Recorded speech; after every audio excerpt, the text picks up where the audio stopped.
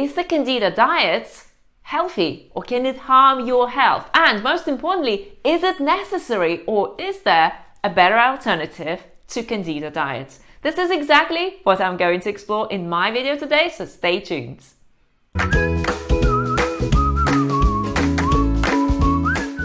Hi there, Julia Tabet here, certified holistic nutritionist, helping you create healthy hormones, healthy gut, and a life and the body of your dreams completely naturally. So, Candida diet, so popular, such a big hype about it. All the Candida diet supplements and all the foods that you need to exclude, the carbs that you need to exclude. Do you actually have to follow it, and is it healthy?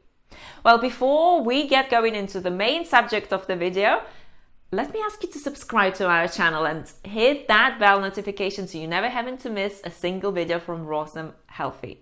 All right, Candida diet. I've been on it. Are you on it as well? I went through it, and I actually have gone through Candida diet myself, and it was a nightmare. It was a total nightmare. I mean, do you find yourself in this situation like, bananas, I want bananas, I really want bananas, but I'm not allowed to eat bananas. Peaches, nectarines, oh, I really want to eat peaches and nectarines. It's summertime, for goodness sake, but I'm not allowed to eat peaches and nectarines. Instead, I'm just gonna have to eat another protein heavy, fat heavy meal with some vegetables, and I just cannot touch them carbohydrates. Well, tell me, do you find yourself in this situation? If you do, let me know in the comment section. Is it something that you really struggle with? And you can imagine by seeing my passion about making this video, I really didn't want to follow the anti-candida diet because I really love carbs and fruit. So the basics of anti-candida diet is that you have to exclude all the carbohydrates, really restrict your carbs down to like 3 blueberries a day, because carbohydrates and sugar cause your candida to multiply. And before we talk about the anti-candida diet, let me reveal something very interesting to you. Candida is naturally present in our human bodies. Ta-da! It's not something that you can fight. It's not something that you can kill. It's there all the time. The problem with candida becomes when candida multiplies. So it just goes out of balance. So you've got a lot of concentration of candida in your gut. So this is when it becomes problematic. And this is when you can do a thing or two to bring it down for sure. But does it mean that you have to restrict carbohydrates?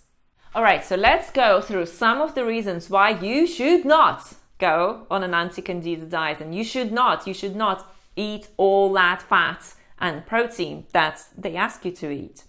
So when you switch to an anti-candida diet, you exclude all the carbohydrates. You go heavy on fat and protein. So if you exclude carbohydrates, what else is there left? You are left with fat and you are left with protein. Well, there are many problems with this. Now, studies show that when your diet is too high in fat, an anti-candida diet is a high-fat diet. You're going to be eating a lot of animal products, a lot of fat, a lot of saturated fat in your diet. That starts to cause inflammation in your body. That starts to cause oxidation in your body. That can start causing arterial damage to your body. So it can start damaging your arteries. It can start leading to health complications in the future, like stroke or heart-related diseases. When your diet is high in saturated fat, you start to gain weight. So that weight gain can result in obesity. Obesity can lead to type 2 diabetes. It can lead to cancer. It can lead to many life-threatening diseases in the future.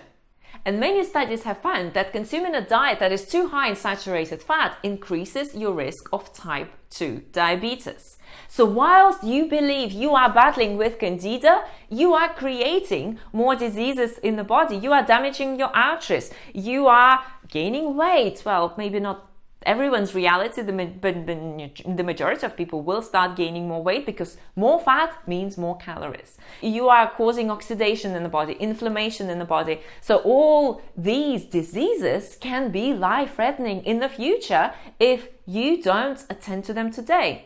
So should you really follow the anti-candida diet, the famous anti-candida diet? Because apparently the fruit that you eat and the sugar that you eat causes it. All right, so here's some good news if you want to eat them bananas. So there was a study that was done on people with candida issues. And what they did, the researchers fed them with 14 teaspoons of sugar a day. Should you do it? No, don't eat 14 teaspoons of sugar a day. But nonetheless, it's an important study. It's sugar. Sugar is supposed to feed candida. What happens? There was no correlation whatsoever between their candida getting worse and them eating 14 teaspoons of sugar a day. So basically, they were eating 14 teaspoons of sugar a day and their candida did not get worse. So there is this huge myth that sugar causes candida overgrowth. But again, there is no science behind it. What we do know, and what I know as a nutritionist, I've been in the area of nutrition for the last 7 years. I overcame candida naturally eating all the fruits I cared for. I also reversed my own Hashimoto's, PCOS, infertility, conceived a beautiful daughter, went from fatigue and burnout to a marathon runner, and all this happened because I changed my diet, because I went with a high carb approach, whole foods approach versus a low fat approach. And what happened to, I've already shared videos, I'll pop them in the description section, where I showed my tests, my before and after tests, so you can see it, that I had candida. On a fruit-based lifestyle, I overcame candida. Yes, I had to do a lot of gut restoration, and yes, due to Hashimoto's, there was damage to the gut, there was all kinds of pathogens and overgrowth that I had to balance, and parasites, and all kinds of things that I had to attend to. But the bottom line is that sugar does not cause candida overgrowth. And in my approach, when I work with my clients inside Health Mastery Academy, I put them on a high carbohydrate, low fat lifestyle. They eat whole foods, only plant foods, and they notice how their candida issues go away. And I'll drop a link to Brittany's testimony. Brittany came to us to work with us with severe candida overgrowth. She struggled for years. She tried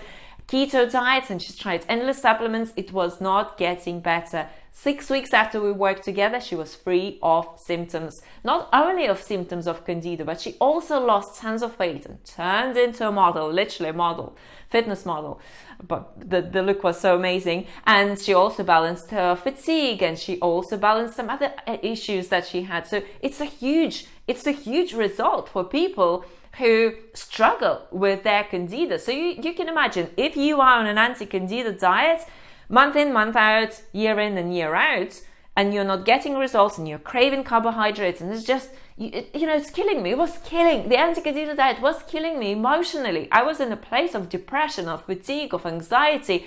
And when you discover a different lifestyle approach to it, when you discover that you can actually enjoy carbohydrates and you can build vibrant health eating all the whole food carbohydrates you care for, seeing how your candida issues goes away because your fat consumption is low, and because obviously if you need to restore your gut health, you are doing that as well, you can start experiencing massive changes. So if this video has inspired you to make changes, I want to link this video to Brittany's testimony. Do watch it. If you are struggling with candida, you absolutely need to overcome it. You don't need to follow an anti-candida diet to do it.